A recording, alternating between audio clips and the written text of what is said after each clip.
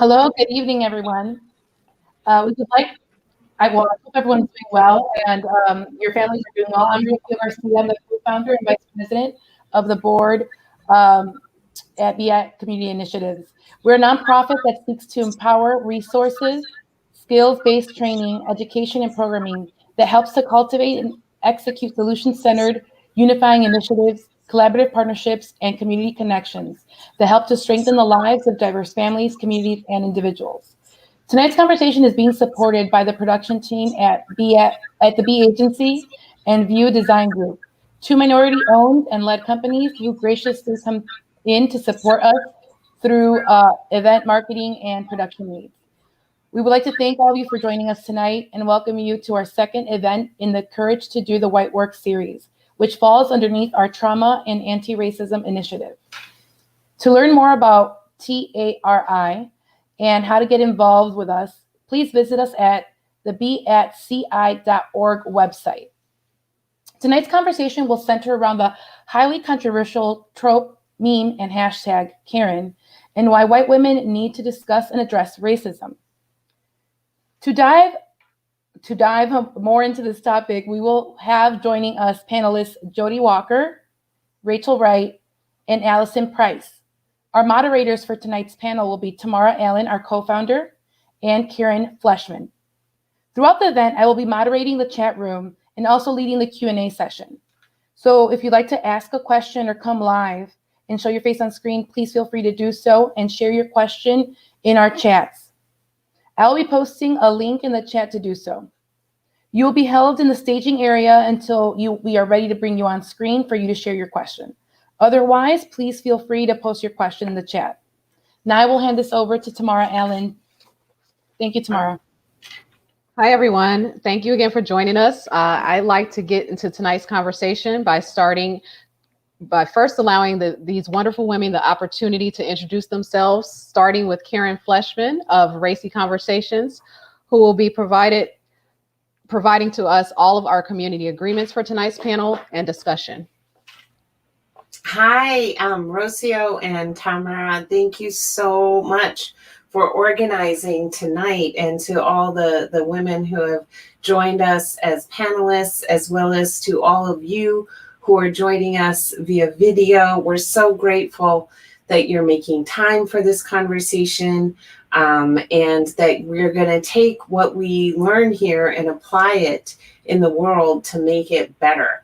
I'm Karen Fleshman. I'm the founder of Racy Conversations.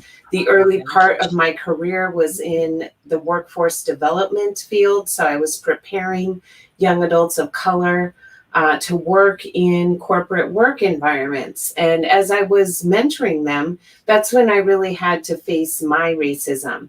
I had so many harmful assumptions and stereotypes about them.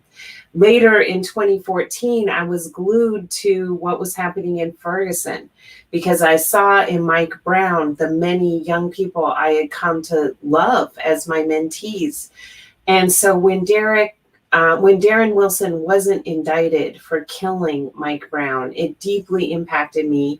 And a couple of weeks after that, I was out to brunch with two young Black women who graduated from the job training program I used to work for. And they were telling me about all the racism that they were experiencing in the workplace. Their own managers telling them things like, well, you know, we just hired you because you're Black. And that was that moment when I realized I needed to stop preparing young adults of color for the workplace and start preparing the workplace for young adults of color. That was the genesis of Racy Conversations.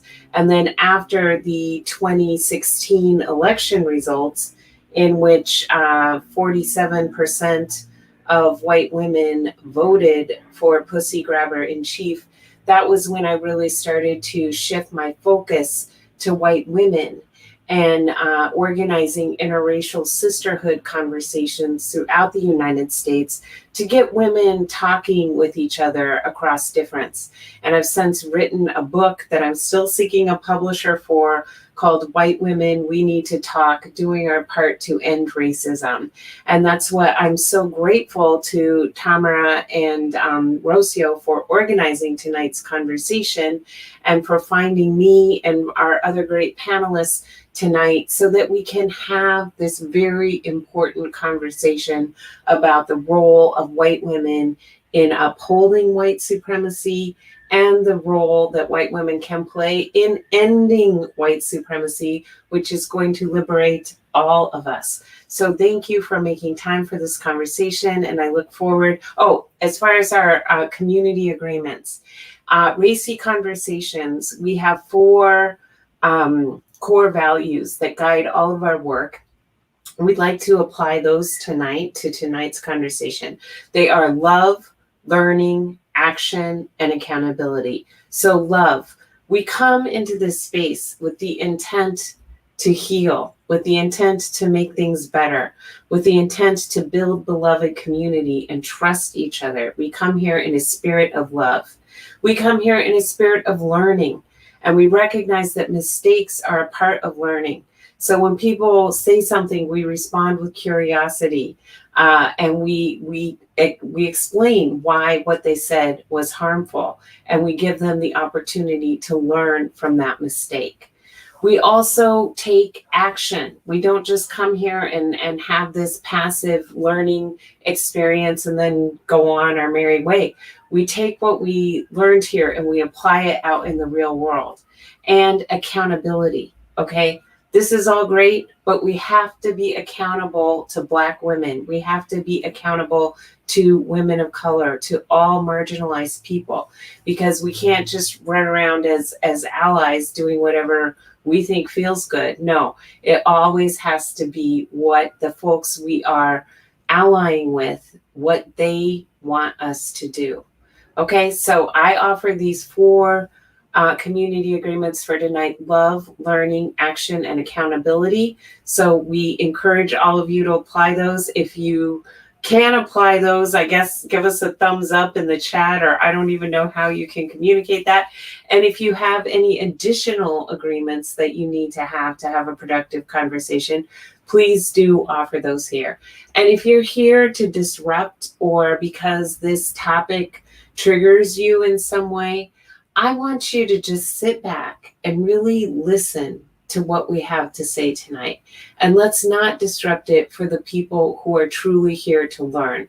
Let's let them have our time and our focus tonight so that they can learn. Okay, so if you're here to disrupt, please just sit back and listen, or depart the conversation right now. Okay, thank you very much.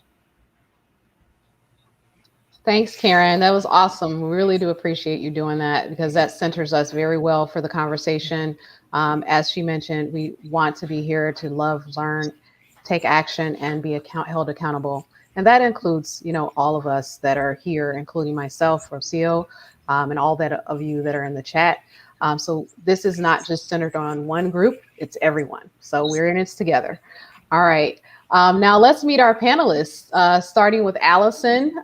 We'd love to hear about you, and then we're going to go to Rachel, and then Jody.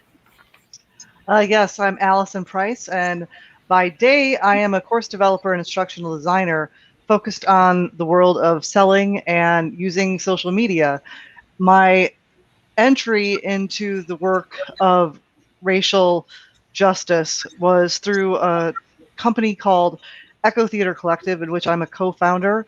It's a theater company that was started after the 2016 election with the design to tell the stories of those whose voices are not heard, and use my social media skills to help support other organizations in getting their message out, and including local POC candidates for trustees, as well as other non-race related but social justice issues. Thanks, Allison. Now let's go to Rachel.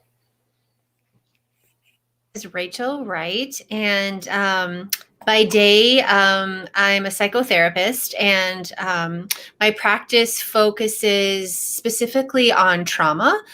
So the vast majority of the people that I partner with on their healing journeys are survivors of trauma in some way, shape, or form.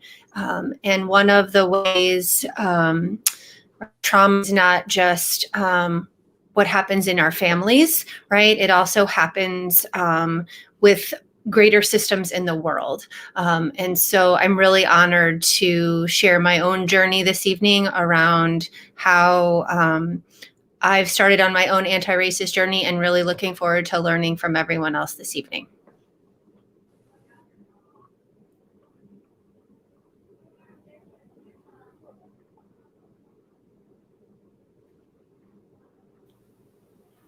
Okay. Thank you, Rachel. Jody, you're next.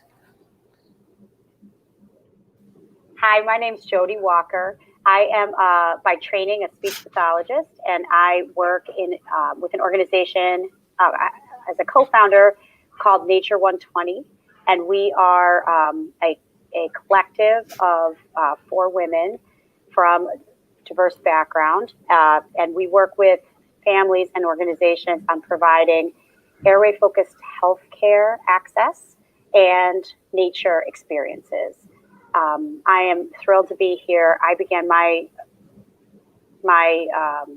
anti-racism journey also with the experience of Ferguson, and then deepened it by taking the Race Conscious Dialogue course in Oak Park, and now I am also a co-facilitator for Race Conscious Dialogue, and I'm very excited to learn tonight. Thanks, Jody. I appreciate you guys mentioning Race Conscious Dialogues. They are such a great partner to us, and we are excited about the cohort that we have coming up, which we're going to share a little bit more about. So thank you guys again for introducing yourselves. You guys are all awesome women. We are all about girl power, so gotta give that. All right. So I just want to say this, since we announced this event and started sharing it with others, we have received questions and comments from women named Karen from all over the country and from their allies, not only those with the given name Karen, but also the Karen people. So if you're not familiar with the Karen people, please look them up, because it's important to know that Karen is also attached to not just a name, but it's also a culture. The women, all of which who were white, asked questions like, why would we host this topic? Why are we feeding hate with more hate? And why are we trying to leverage this name to sell our event, especially considering our organization's mission? Well, here's my brief response to that. As you all may know, last year, Guardian called 2020 the year of Karen, and Time magazine stated that a general search of hashtag Karen yielded over 773,000 posts. That's of 2020. So that has grown since then. And from my own general research, the name Karen rendered articles in the BBC, Atlantic, and other conversations across diverse platforms, including Facebook, YouTube, and countless other well-respected TV shows, newspaper resources, and magazine resources. It also has its own Wikipedia page. So maybe read about that as well. If we are always about doing your own research. But instead of laughing at all of this and thinking about it in a negative sense, I was left asking, what does Karen really mean? How does this happen? Why did this happen? And what is it going to take to change the Karen narrative? So I want to start with my co-moderator, Karen Fleshman, who happens to be named Karen, by the way, and I did not go by my way trying to find her. That was also stated that we specifically went out to find a Karen who's white, and then we did not do that. I want to ask you, how did you feel when you first saw your name being used as a hashtag, a trope, and a meme?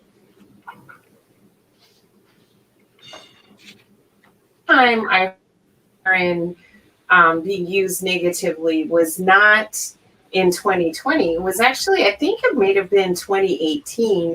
And I saw a tweet from Alicia Garza, the co-founder of Black Lives Matter, right before, I think it was before the 4th of July, saying, make sure not to invite Karen to the barbecue, because she'll bring potato salad with raisins in it or something like that. So it was kind of used as a joke. But I'm not gonna lie, like I did have a little tinge of like, oh my God, now I'm like becoming a meme. But I had already in 2018, that was when we had Permit Patty here in San Francisco. We had Barbecue Becky in Oakland. And I had written like a Facebook post about this that went viral. And AJ Plus asked me to come in and make a video about it. So that video, No More Permit Patties, where I was calling white women out on our behavior, got like 8 million views. That's actually how I got this contract to write the book, was from that video. So as Karen started to become more prominent in 2020, and especially right around this time. So right around this time last year, a British feminist sent out some tweet about how Karen was racist and sexist and all of this stuff. And it caused this whole uproar. And I tweeted back, Karen is not a slur. It is a call for accountability. If white women would stop acting like monsters, voting for monsters and raising monsters, we would not be in this situation. So I think that, in my view, Karen is an important mirror that all white women need to look at. And if you actually go on TikTok or watch the Karen memes, these are our own children. Okay, these are white children who are dressing up as Karens to hold us to account. That is how bad our behavior is, that our own children are holding us to account for it. Yeah, that is, I think it's important for people to know, like, really, where is this coming from and why did it start? And I appreciate you sharing that. And that obviously in the beginning, it really hurt you and you had to kind of look at yourself and say, well, what is this really about? And I love to, hear what you other women would feel about that. How, Rachel, can you tell us, how did you feel when you heard the Karen meme and a hashtag? To me, I think there is, obviously my name is not Karen. So I think initially I found some humor in it. And it's a way, I think, at least for me, in sort of a codified sense of how not to be in the world. And I also think too, right, that one of the ways, particularly I think with white women, is looking at our own fragility when it comes to conversations around race and how we actively participate in upholding white supremacy.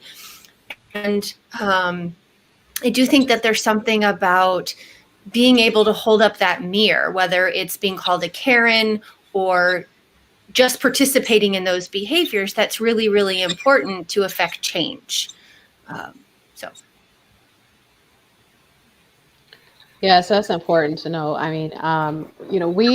We are trying our best as women of color. Rocio and I are women of color. I'm an African-American woman. She's Latin woman. And we've, this has been probably the most difficult thing I've ever had to do. And I've kind of shared that with you guys individually. This week has been very emotional, just reading the comments and also just hearing the responses. And I have to check myself, and say, what can I do with this? What can you do? And is this your work to do? The reason why we started the Courage to Do the White Work was specifically because I was getting so many questions, Rocio was getting questions. I was really getting a lot of questions when things were happening with George Floyd about, what can I do? What do you tell me to do? Tell me to do something. And I said, I have no idea what to say, because I was trying to sit in my own emotions at that time and also try to figure out what are the next steps. So I think it's important for us to kind of, center on when people put things out there, what does it really mean to us? How does it, like Karen mentioned, you have to look in the mirror, and also I'm not a white woman, so I can't tell white women what to do, which is why I reach out to my allies and I say, can you help me? Can you help us to help each other? Because this is not a singular mission. This is a mission for humanity and for all people, because when we all work together, we get things done. When we don't and we work against each other, we see what happens. Like we just lived through so much, and we're still going through it. So, did anyone else want to share anything about how they felt about that? And I want to let Karen also start. She's going to co-moderate with me, so I won't be speaking too much more after this. I could say something about it. Hi, I will say I was also really glad that it was not Jody, because it really could have been, because that's another 1970s white lady name.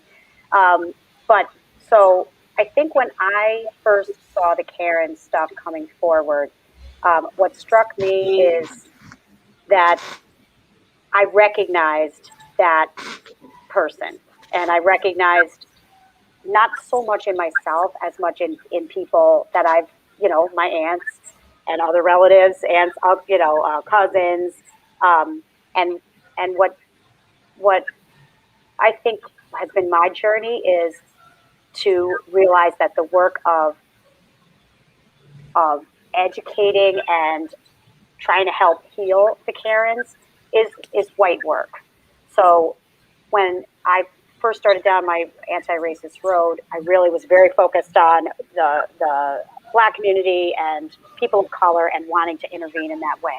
And part of my journey has been learning that a big chunk of my work needs to be helping educate, the people who look like me, and also checking my biases all the way through.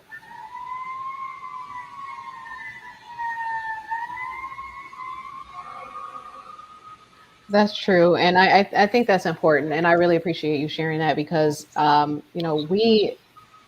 we have a hard time just knowing what is the next step. And like you said, when you figured out that you needed to do something, you first started saying, well, let me go and do this, go help all the Black people and the people of color. Well, it really does start with you and those around you, because, one of the hardest things for me with this event was really trying to find people who were white to even listen to this, listen to your peers, listen to people who look like you, have gone through the experiences that are similar to yours, because that's what happens, is that we have to kind of come together.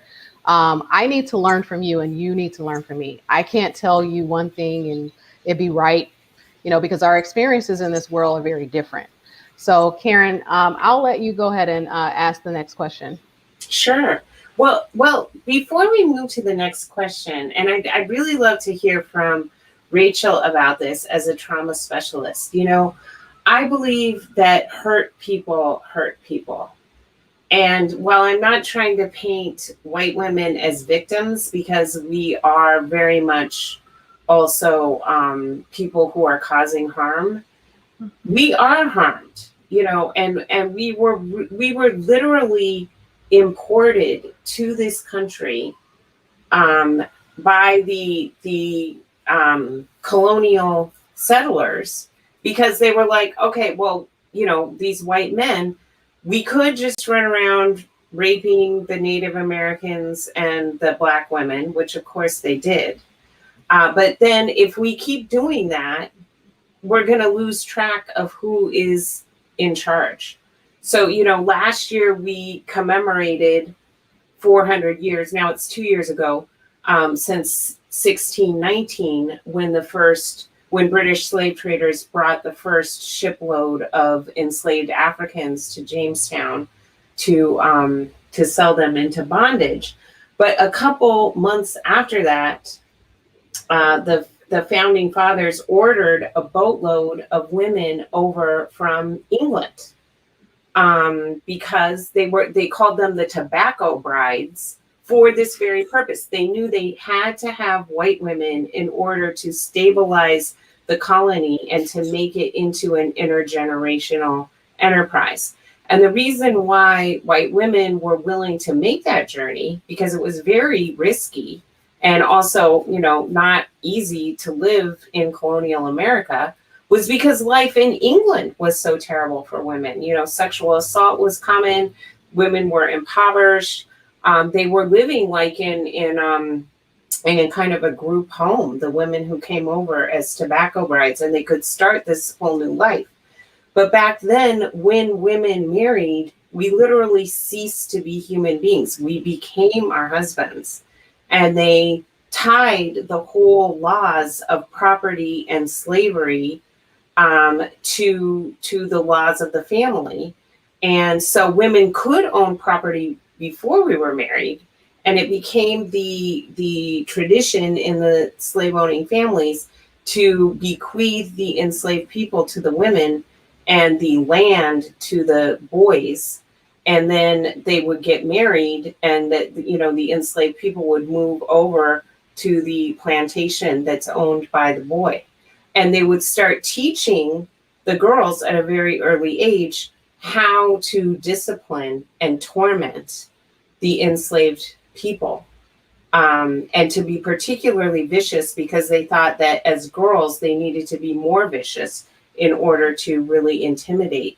I learned all this by reading Stephanie Jones Rogers' excellent book, They Were Her Property, which is a history of white women slave owners in the American South. And we never really think of white women as slave owners. But I think the book says that the records indicate that we owned like 40% of the enslaved people.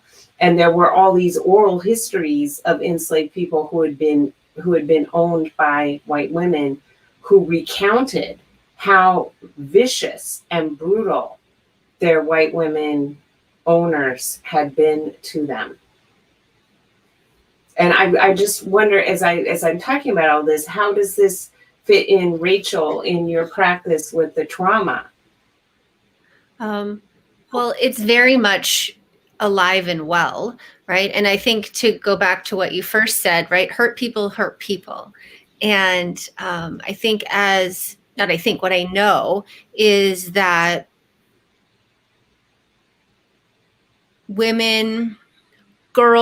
both boys and girls are unfortunately traumatized and hurt, oftentimes by people they know and who are supposed to be safe and protected. Women and girls are often hurt more. And so I think about this sort of dual role, if you will, particularly for white women, of being both victims and oftentimes perpetrators, and how important it is to do one's own work of healing your own stuff so that you can continue to heal the rest of the world, right? And so I think about this idea also of being uncomfortable, right? The vast majority of people who come to see me are really uncomfortable in a lot of parts of their life.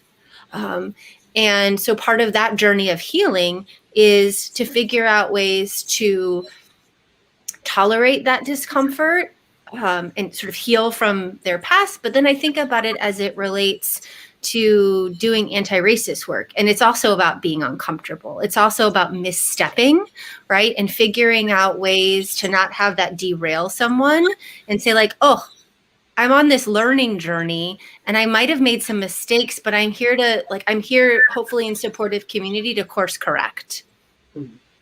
Yeah. Yeah. And we think about how this behavior of white women has carried forward all the way through Jim Crow. And basically, when you go back and look at this history, they always used protecting the delicate white woman from the, the black male rapist, or they would say, would you want your daughter to marry a Negro, as the justification for all of this violence. Even with Brown versus Board of Education, President Eisenhower had a dinner party for the Supreme Court justices, and they invited the Southern senators to come to dinner at the White House. And the Southern senators said, it's not that we're racist. We just don't want our little daughters sitting next to big dumb Negroes in the schools, to try and persuade the Supreme Court to maintain school segregation. It has always been to protect the white woman has been the justification that they have used to legitimize this entire system of harm for generations. And then white women have willingly stepped into that, right? That we were, after the civil rights movement, the pro-segregation movement, the ones saying don't integrate our schools, and leading protests and getting on textbook committees to make sure that the history taught in the school was this whitewashed version of US history, all the way up to 2021. The people who took out the permit for January 6th to have that rally is a group of white women. And this week, they are in Palm Beach, Florida, that same group of white women, and they have Matt Gaetz as their featured speaker and all these horrible people. And when I look at these women, I'm like, I just really want to know how can they have this belief system? So like, what was their childhood like, you know, and what is their current marriage and family like? And what are they raising their sons to believe?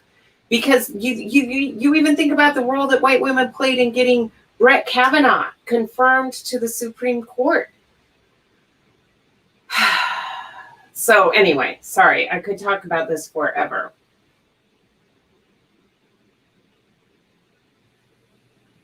Yeah, I think it's important that we think about all of those things. Is there's so much that we forget and don't pay attention to. Like, we see so many images and movies. And, that's one thing you bring up some things, and someone in the chat brought up the movie The Help. I think about the many images that I see that represent the experience that African Americans speak of specifically, and how it felt to be, enslaved. Even now, like watching people get killed by police, all of that just for being Black. And I think to myself, what is it that is registering in a person's mind who believes that that is okay? That makes any logical sense. If it were you sitting in that space or going through those things and you're not a person of color, how does that make sense to you? So those are the questions that I come up with, when I think about individuals who take the step, white people who take the step and say, that isn't right. That's courage for you to say, no, that's not right. That's not right for these things to continue to go on. And, there's, for one group to be hurt, another group doesn't need to be hurt. Like, as you mentioned, hurt people. Women, as women, we have a lot of other things that we have to think about. We have to protect our bodies. We have to protect, have to fight for our voices. We have to fight for our place in our homes. We have to fight for our for anything that we do. And I think it doesn't align, with us hurting each other simply to get a step ahead. It doesn't work out in that way. So I know we haven't heard from Allison. What are your thoughts on this conversation so far? What do you think? Yeah, mute you. You're on mute. You were on mute. Sorry. Somebody muted me. Okay.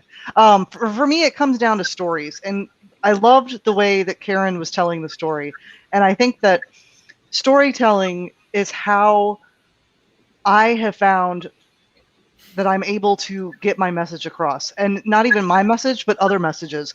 For me, with Echo Theater, the first production that we did was Blues for Mr. Charlie, which was the second play of James Baldwin's, based loosely on the murder of Emmett Till.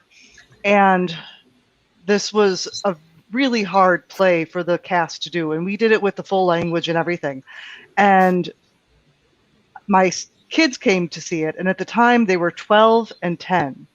And for them to see, oh my gosh, like, this is recent history. This isn't like, the civil rights movement was for so long ago, but I saw it click in them, and they took up the anti-racist movement, I think even stronger than I did.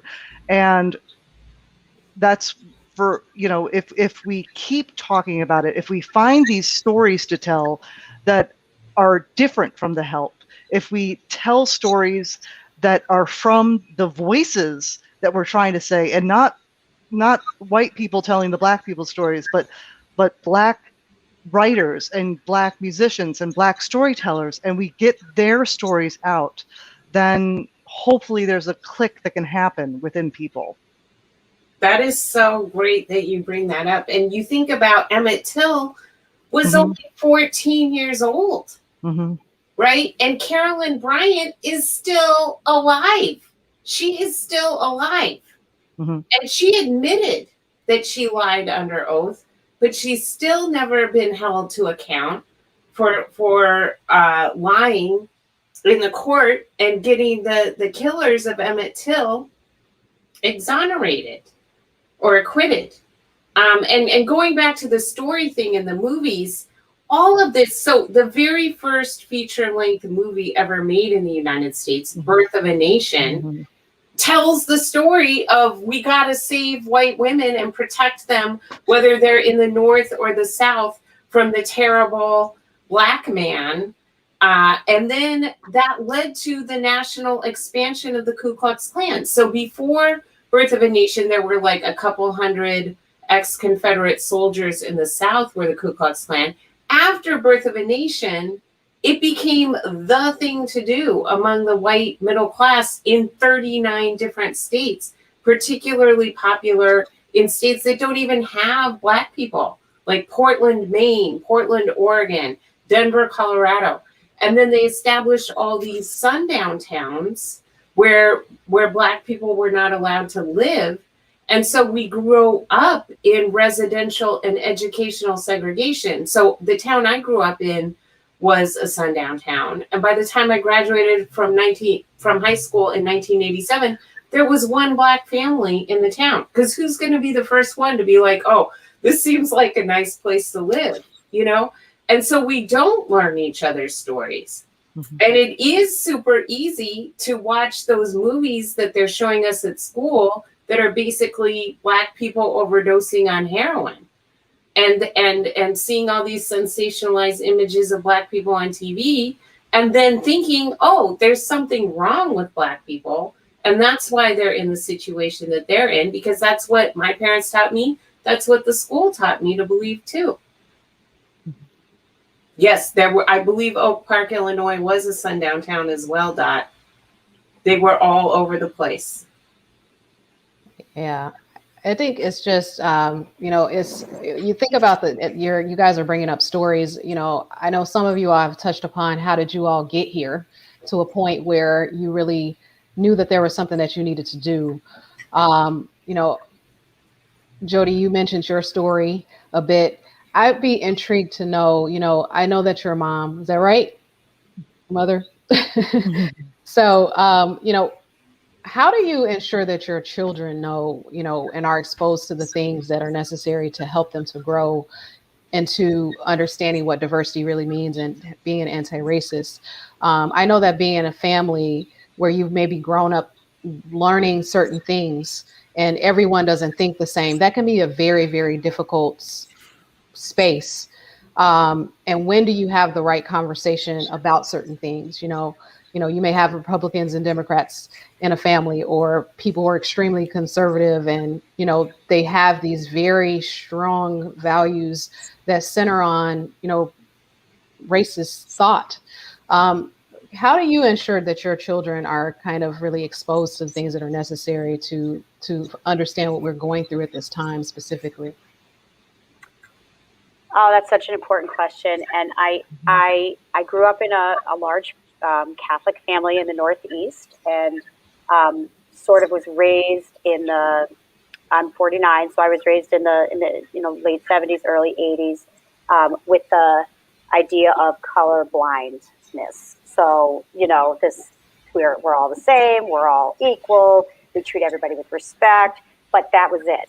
And I have been embarrassed and really ashamed at how little I knew of actual American history and the actual history of Black people in this country.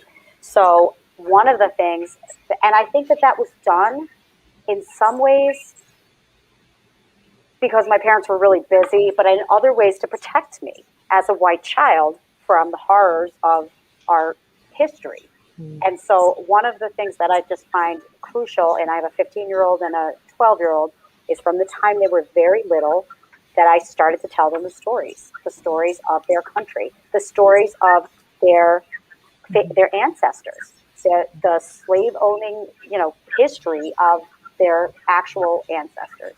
And then the other piece is to make sure that they do not expect comfort, that they do not expect that their lives are always going to be comfortable. And this last year has been awesome for that it doesn't always go your way.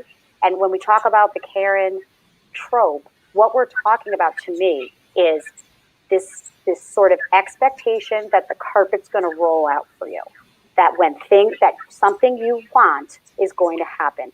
And this is where I say we need to heal, because that is a disorder, to think that life is just going to roll out for you.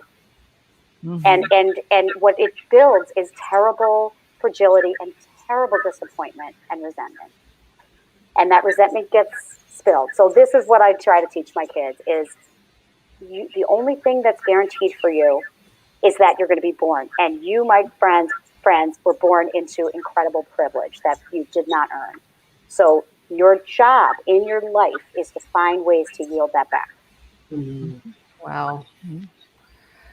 That's beautiful. I just, I really appreciate that you're doing that, because, it's a lot of times people feel like there are particular things that you have to censor with your children.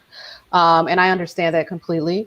But when it comes to you're going to be in a space where you live in a world that's diverse, as some of you may have not grown up in diverse environments. I was speaking to a gentleman yesterday who runs an Instagram page and it's an anti-racism page, and he's based out of Canada, and I didn't know that. He started it in June of last year, and he has over 550,000 people that follow him.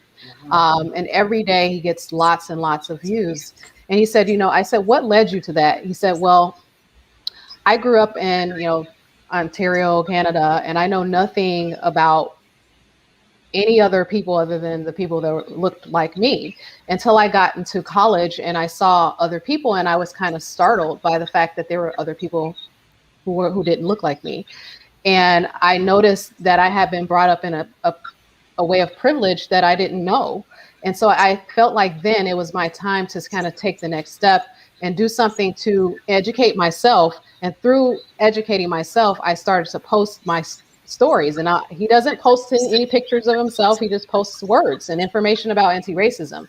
But as he's doing that, he's learning about what it means to be an anti-racist, why he has to do this, because he shares not only his own voice, but he shares the voice of other people who are going through things, whether that's people of color or organizations. And that's really what it takes. And I know that, some of you all have gone through race conscious dialogues, and I'd love to hear about your experience going through that. Rachel, I know that you took that course and joined the cohort. So what was your experience like? Sure. I participated in race conscious dialogues shortly after the 2016 election. Feeling very distraught and hopeless. I felt like I needed to do something, and also really wanted to look to see if I somehow was sort of unintentionally complicit in the election results, not because of my vote, rather just in terms of my own identity as a white woman in the world. And I found race conscious dialogues to be really enlightening. It was also hard, right? This idea of discomfort and tolerating it. And I think it really helped me broaden my sense of white supremacy and really deep dive into the many, many nuanced layers of privilege that I hold in the world, And so I found it to be really impactful in shifting my lens. Mm-hmm. How about, and I mean, I can imagine that had to be scary for you. You know, I think about this conversation, and, you know, when I found race conscious dialogues, I was actually like, whoa, what in the world is this? Like, why are only white people allowed into this space? I didn't understand that first, because that's how that works. I said, can you please tell me and let me be a fly on the wall so I can hear what you are talking about? Well, no, that doesn't work that way. Maybe Jody's laughing. Can you tell me, you know, so maybe you can help me and explain more as to why you guys do that, because you are an instructor with them. Sure. I mean, I think the reason that it is a white only space, and we've gotten a lot of pushback. There has been pushback from people from Black people and white people about the fact that it's a white only space. The thinking here is that it's twofold. The one that feels good to say is we are really trying to make sure that we are not reharming Black folks by helping white people unpack their implicit racism, because I've thought about this a lot. Like honestly, if I were Black and realized that somebody like me could live to the age I was before I started saying, like, what the hell is going on in this country? Why, you know, it's horrific and it's horrifying. So that's reharming, right? But the other reason, which is less, you know, harder to say, but true, is it's hard to do this with Black folks when you're first trying, and you're going to make mistakes, and when you're with, you know, in a white space where there's like facilitators there to kind of hold the space while you mess up and be able to, and you're not worried about hurting someone's feelings, but you can like really, you know, try stuff. It makes people it made me a little braver to say, you know, wow. And to be able to really kind of like unpack, you know, the retreating into my privilege that I did for, you know, and still do. Okay, that makes sense. That makes sense. You know, I also thought about this with Karen. Karen, you also host these types of courses, and I would learn how does yours differ? Is it very similar in terms of what you do with your group? Well, I host interracial sisterhood conversations, right? So my whole thing is that part of the problem, I live in the Bay Area, a majority people of color region in a majority people of color state. But 9 times out of 10, if a white friend invites me to something, all the people there are white with maybe a few Asian Americans. And if a Black friend invites me to something, I'm one of maybe 2 white people who are there. So my whole thing is, how can we start to get to know each other? And I am very influenced by Audre Lorde, and who taught us that our greatest challenge is that we have no patterns of relating across difference as equals. And that's why she said, whenever we try and get together and do some social change, we wind up harming each other and splintering off. So I believe very much in what you are saying, Jody. I think there is great need for segregated caucus space for people to work through things.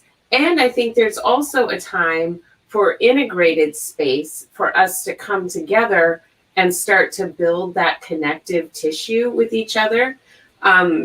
Because I do think we need to, after we've kind of hashed through our issues in the all white space, then we need to make sure that we are doing things in accountability and alongside and behind the leadership of people of color. But it's better if we wait until we've stopped doing some of those harmful behaviors, so that when we show up in that space, we can actually earn trust and have a real relationship rooted in trust, because we've changed our beliefs and our behaviors. That's awesome. I think that I wanted to also ask you, you brought up accountability. So I've covered, you know, dealing with youth and children. I would love to, I don't know which of you are married. I'm not making assumptions. Don't know which of you are in a relationship either. Not making assumptions. But, the next step, in this is really understanding, what do you guys do as white women to hold other white women accountable, and also white men? I think it's important to ask that question. I don't know how you all do that within your home. Obviously, you've talked about the youth aspect of that. But when we're talking about other white women and white men, how do you all hold them accountable? And anyone can take this. I don't like directing questions to everyone because I just, to any in particular person, I think it's great if you guys have any specific thing that you want to share. Well, I will say this. I wasn't married to a white man. I was actually married to an Asian American man. And I had to leave my marriage. If I had stayed in that marriage, I would not have been a good role model to my kids. And I certainly would not have gone in the anti-racist direction. I was so consumed by the misery of my marriage. And I think it's really important when you have this awakening, it shifts every part of your being, and you do have to really be careful about who you are in relationship with. And yeah, as far as like holding white men to account, holding white women to account, I'm constantly doing that. I'm constantly correcting my mom, my friends, I'm constantly posting about this stuff, correcting my relatives. I think that is a major part of our work. And I try to do it in my way, which is not, which is calling them in, and having that conversation with them that's not sanctimonious or that I'm some kind of know-it-all, but I just want to hear from them. I heard you just say this, and I was wondering, what were you thinking when you said that? And listen to their story, and then say, I used to think that way too, and share when I thought that way too, and then I learned this, and now I don't think that anymore, to kind of bring them along with me in this journey.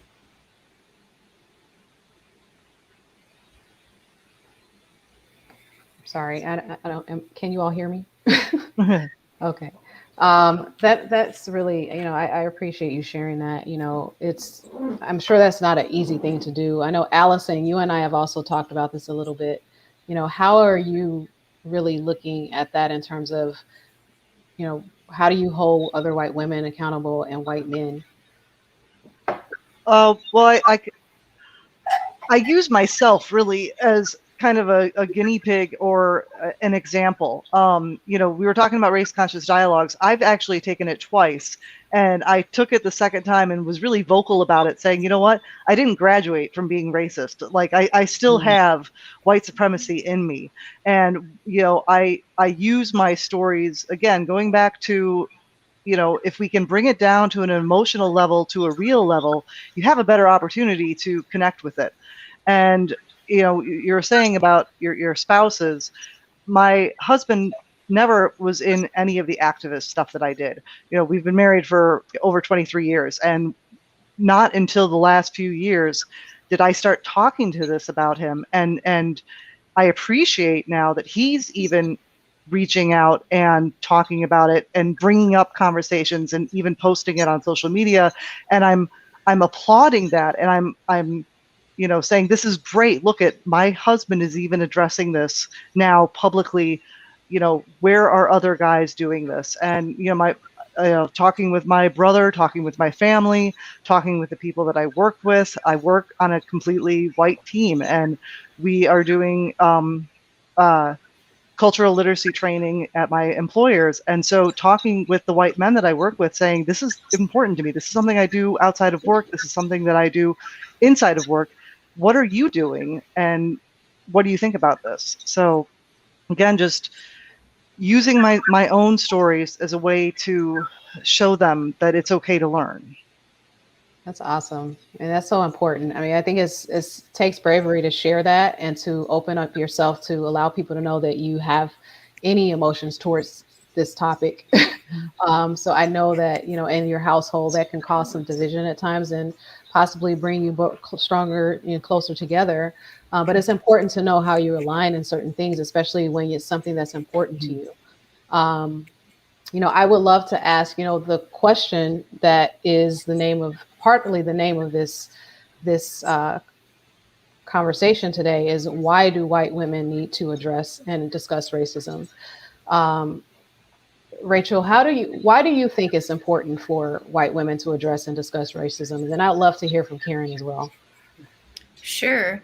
Well, the big part, at least the way I sort of think about it, is that, and Karen, you've given a lot of great history, right? That white women have been such perpetrators in the systems of white supremacy, really for such a long time. And so in order to be part of the solution, women have to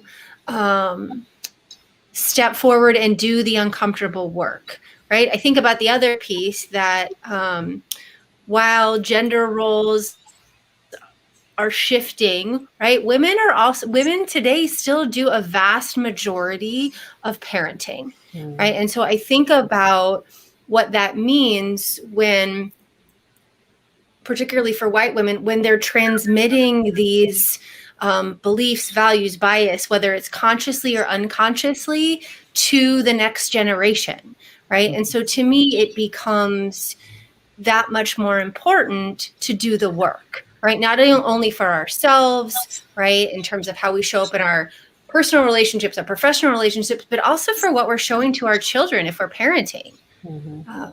So I think it is really, really important. And I also think about this idea of feminism, right? That feminism just doesn't extend to white women. And for such a long time in feminist circles, it's all been about white women. And that's actually not how it's supposed to be, right? Everyone deserves a seat at the table. And if women are going to move forward, women as all women, right, then every woman's voice needs to matter. And as white women, we have to look at how we've harmed women even in that context. Yeah. 100%. And I really encourage everyone to read the Audre Lorde essay, Age, Race, Class, and Sex, Women Redefining Difference. If you just Google that, it will pop right up. You can download it. It's also in the book Sister Outsider. But this is a speech she gave in 1980 after women failed to get the Equal Rights Amendment passed. And she talks about how, you know, women have to unite across these differences of age, race, class, and sex. And even that within different races of women, they will be harming and not accepting of other women within, you know, she's talking about the way Black women treat other Black women, for example. And that she says at the end, the master's tools will never dismantle the master's house. Like, who taught women to hate other women and to hate ourselves? Who does that serve? Right. And we have to stop perpetrating that. And I love what you said, Jody, about raising your kids in this environment. And one of the things, like, so I'm adopted, and my parents told me from the time I could talk, you're adopted. It's actually really awesome. We had to, you know, do all this stuff in order to get you. And I kind of approached, so to me, it was never a shameful thing, right? That I was adopted. It was never like this big secret. So I approached teaching my kids about white supremacy in that same way. That we started talking about it from the time they could talk. And we visited We visited a Native American massacre site. We visited a Japanese internment prison. You know, we watched Roots, even the really grisly parts, when they were very, very little. And some people were like, well, don't you think that's harming your kids? To what? And we watched the police brutality videos too. And I said, no, what harms kids is if you raise them pretending that none of this stuff is happening. And then when they finally do realize that it's happening, it shocks them. Yeah. That's what's harmful to kids. So exposing, and the reason why we watch the police, they go to a very diverse public elementary school, and I realized their Black classmates were watching the police brutality videos. So I'm like, you know what? We're going to watch it too, because it should not be their burden to just watch that. You need to see this stuff too. And I, you know, it is horrific to watch that with your kids. But I feel that kids have a very strong natural sense of justice. And if you frame the issues for them, they can understand it at such a deep and powerful level. And that's going to be with them for their entire life. That is going to be something that is going to make them a much stronger and just kinder person throughout their life. I agree with that 100% because it's so, you know, I don't believe in, you know, my business partner and Rocio, who's also on the board, she says all the time, there are no silos. You know, we cannot, you know, keep putting ourselves in these boxes and think that, you know, we can just live in it. And I believe that exposing youth to things in a way that allows for you to have a conversation with them to, you know, they're going to be like the shock value of certain things can really be harmful and traumatic if you are not, you know, there to let them know I have a safe space where I can talk to you about this or learn, you know, through my parent or someone, whoever is working alongside them, because they can then take their own thoughts and run with them. And then their peers are sharing things and who knows what they're saying. And I think that is, you know, there are lots of different things that we have to think about when we're addressing, you know, trauma and racism and sexism and all of those things. But this is what the world that we live in. It's unfortunate that we have to talk about all of these things, but it is true. It's the real life. It's real life. And we grow up to be human beings that are adults. And we have to then make decisions and choices and make policy and all of these things. All of the things that we learn as youth and young people affects us as we grow older. We can't skip that, because even the things that I learned when I was a kid and, you know, things that happened, I still remember them and they impact me and affect me. So I really do appreciate you guys both saying that and, you know, really touching upon that. I'm going to leave with this question, and then we're going to go into the Q&A because we're running out of time. So I would love for you guys to tell me, what do you wish white women would be doing right now, would do or be doing right now to progress this movement forward? And if you could leave, and this is for each of you, if you all could leave people with something empowering, I would love that. Just take 1 minute. And we can start. Who wants to start first? Someone just raise their hand and then I'll go from there. All right. So then I'm going to go and do Hollywood Squares. Jody, you go first. Hollywood Squares. So I guess what I would love for white women to be doing is don't put this on the back burner. You know, hold this in your heart and hold the children, every child in this country in your heart like they're your own. So, and we women are so good at healing. We are such healing, and the world needs us right now. So I'm asking white women to find the Black women in this country who are doing incredible healing work and throw your whole self behind. Find your place, find your lane, get in it, and go. Thanks, Jody. All right. Allison, you're lucky number 2. Yeah, I agree with Jody that, you know, it's time for us to, as white women, that we have to address this. We have to address this head on. And, you know, if getting behind people is not your big thing right now, start educating yourself.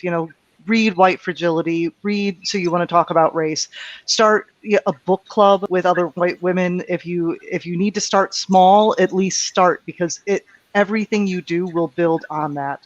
So if you're not ready to completely jump in yet, at least start reading and educating yourself.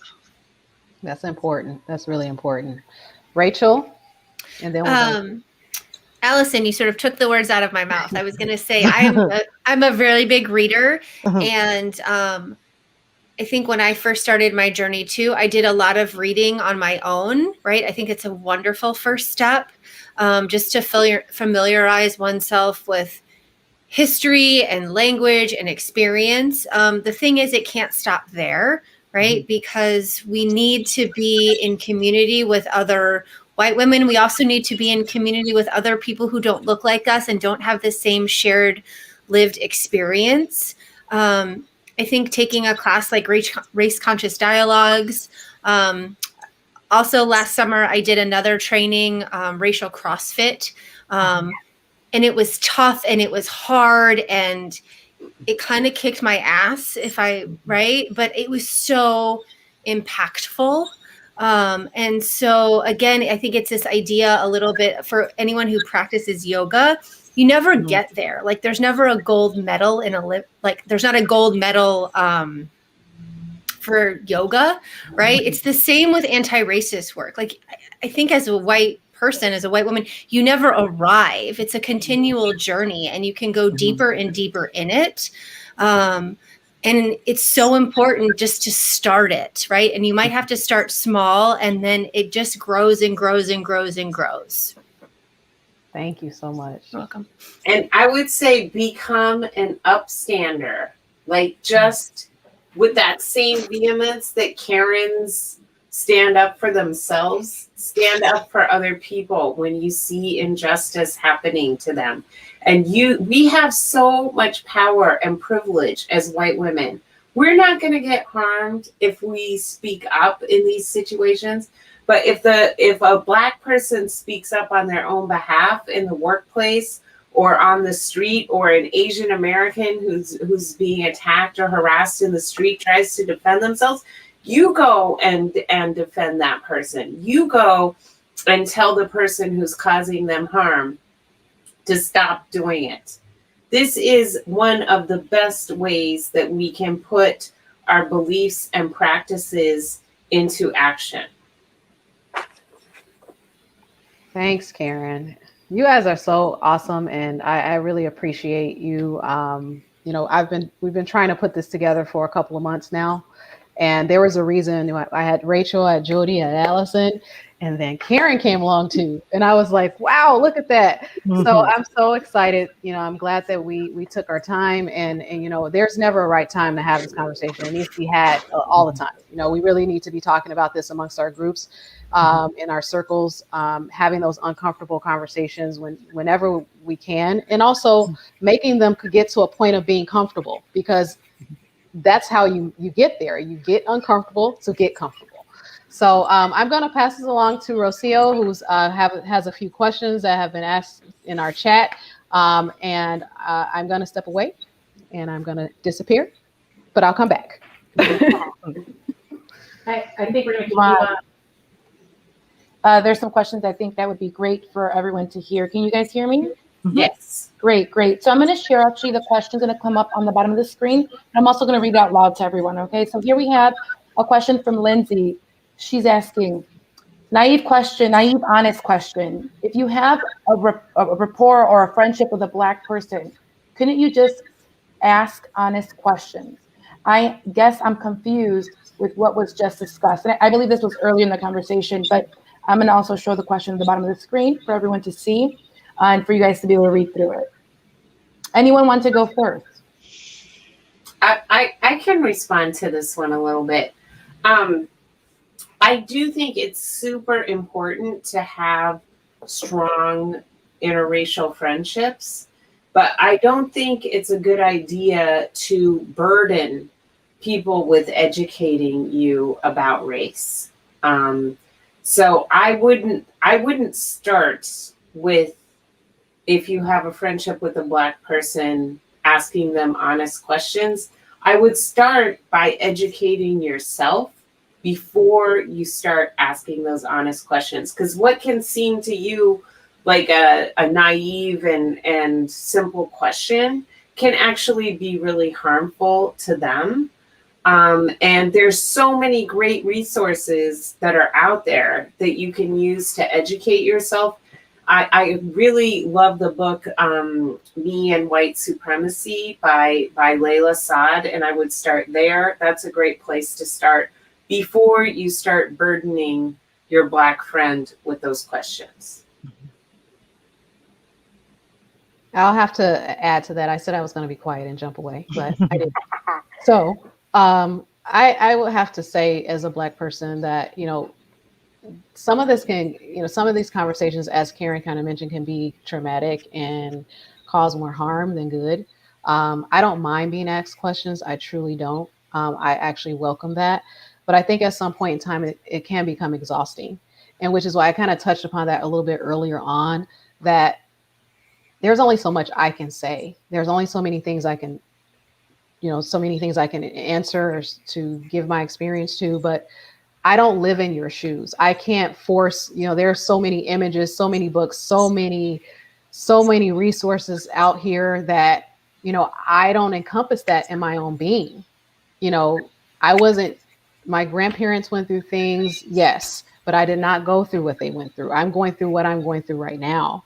And I think that you have to put yourself in that person's shoes when you're asking certain things. Is this helping them and helping me? Is it helping both of us? Because it's a relationship, between people. When you're having a conversation, it's a conversation. When it's a Q&A, it's question and answer, but we also want to move on and make sure that we're all getting something out of that. So the exhaustion can be real. And that is why we lean upon our allies, like these women that are here, to help us through this process, because they're our advocates and they're the ones that work alongside you and know what your experience is. So I hopefully will go away now. I think we're going to keep you on for some more questions. So the next question is from Gina. She says, and I think this was relating to something that Rachel said, and she kind of, I think, had a technical issue and got disconnected, but it says, yes, hurt people hurt people. Yes, hurt people hurt people. Mm-hmm. And can you talk about the ways white privilege also impacts trauma? So I'm going to put that at the bottom of the screen for everyone to reread for themselves. But anyone like to go first on this question? Jody, would you be interested? Yeah, I think when we think about hurt people hurting people, and we, particularly around women, the trauma, I think that a lot of women, white women, are expected in their homes or at the homes that they came from to appease and to be really uncomfortable with conflict. And so I think as white women are maybe impacted by sexism and misogyny, they pivot and find places where they have power and so a lot of times I think that the Karen meme comes out of that. It's like this incredible frustration and sort of misplaced resentment that gets dumped onto marginalized people. So I think that's it. And the other thing I think with privilege is privilege sets you up to be fragile. Privilege sets you up to be fragile. And so if you are experiencing privilege and then there's an expectation that, like I said, things are just going to go your way. When they don't, the rage and violence that is perpetrated by white people is real. Thank you, Jody. Rachel, I know that you got disconnected for a moment, but there was actually a question on one of the statements you said of, yes, hurt people hurt people. And Jody was just going into this a little bit as well, and I wanted to get your thoughts around it. Can we talk about the ways white privilege also impacts trauma? Sure. I would say white privilege / white supremacy impacts trauma, right? And Jody, I don't know if I'm repeating what you just said. right? I think first the idea of so many ills in our world are caused by white supremacy, are a result of that, right? And I think about then the way that white privilege intersects with that. And there are ways, I think, that white privilege can be a protective factor in a lot of ways that white people move through the world. Unfortunately, that people of color don't have the same level, I guess, of protection if you think about just navigating the world. And so to me, it's the intersection of both and how trauma plays out. I mean, I think the pandemic actually is a great example of white privilege, right? If you look at who's been communities of color have been so ravaged by the pandemic in such different ways than white people have, right? And that's a living example of white privilege. Karen or Allison? Karen, I know you had your finger up. Yeah, I want to add that I really find Resmaa Menakem's work very helpful in this area. And he says that we are all carrying intergenerational trauma, right? So the descendants of enslaved people are carrying the intergenerational trauma from slavery and all the trauma that was inflicted on them throughout Jim Crow, etc. And the descendants of slave owning people are also carrying intergenerational trauma. It's the secondary vicarious trauma of having inflicted all of that pain. And that is at the root of why we show up and try to dominate every space that we're in, because we're trying to suppress anybody from holding us to account for all of that trauma. And it's deeply, deeply submerged and driving our behavior on a very deep subconscious level. And he says the only way we're going to get out of this is if we get in the same room with each other. And he says, like, grind against each other. He says he doesn't mean that we take out hammers and hammer each other, but that we're going to have to like have that kind of friction until we can all release this intergenerational trauma and actually heal from it. Wow. That's amazing. And that's a great reference as well. I know that's my next question, but Allison, I think you also, I don't know if you raised your finger up as well. Wanting to No, add I'm good. They said it better than I could. Oh. I have one last question before we close out the room. Alyssa Brown is asking, and I'm gonna put it up here for everyone to see. Are there any text sources you recommend for understanding the historical context of all of this? My history textbooks are pretty whitewashed, no surprise there. So I'd like something better. So I know we've talked a lot about education and really having that, the accountability of Stick With Yourself is really taking the step forward to educating yourself and doing that work, right? So anything that you guys recommend to start off with and going from there? I think Stamped is a really good start. Yeah. I mean, it is extraordinarily comprehensive.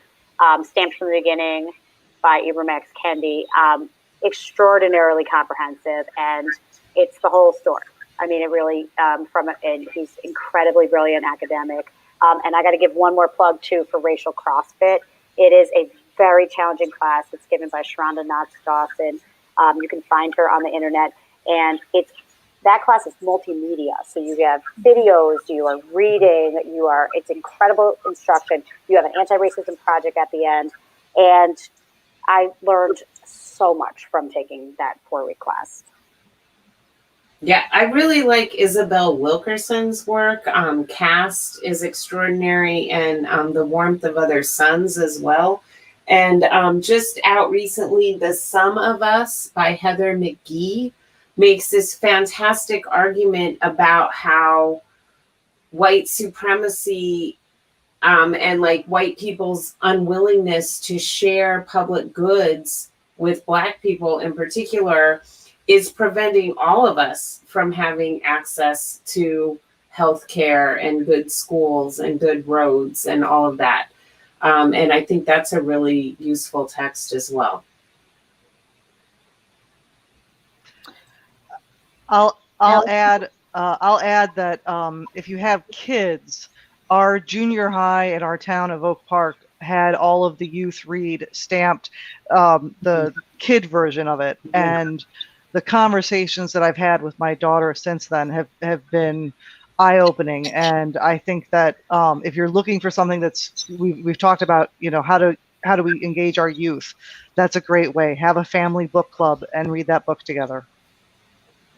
Great recommendations. I know that one of our viewers, Lauren Snyder, also recommended a book that is coming out on the 18th of May called Dear White Peacemakers by Osheta Moore. So this book is about dismantling racism with grit, grace, and it's good. So another recommendation for everyone. And I'm going to hand over now the mic to Tamara to close us out.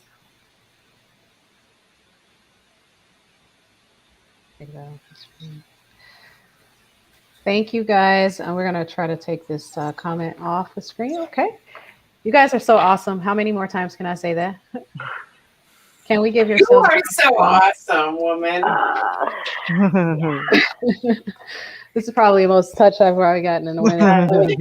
Touch myself, give myself a hug, a virtual hug. What we're gonna try to do is, I know that I've asked a lot of you guys already, but Karen, Allison, Rachel, Jody, would you guys mind sending me an email with those recommendations, and we can share them with everyone who's attended the event today? We're going to also add that Lauren, the book that Lauren Snyder also suggested, Dear White Peacemakers, as well to that. And then any other resources that we have, we're going to share with you all after this event. I just want to thank you all again for joining us. Our next event will be a live flash talk with Suzanne Fairfax, an instructor with Race Conscious Dialogues, tomorrow. We'll be going live at 2:00 on Facebook and YouTube, just in case there are people who want to hear more about what Race Conscious Dialogues is really about. You'll have a chance to learn about the cohort that's going to be starting this Sunday on April 11th. We will be sending a follow-up email for you all to join us in that conversation, as well as for the cohort. Then on April 22nd, we will be hosting a one-on-one conversation with the executive director of Leave No Veteran Behind. BEAT Community Initiatives does a lot of work with people who are in marginalized communities and across the country. We've given out food, we've given out PPE, we've done a lot of amazing things, and we want you all to know about the things that we're doing. Specifically, we're starting out with our new veterans programs. We just recently had an amazing conversation with 4 women veterans last week, and we're going to be following that up with work that we're doing with Leave No Veteran Behind. We're excited about the new partnership that we're going to be having with them. A more formal announcement will be made about that. And I want to again thank you all for doing having the courage to do the white work.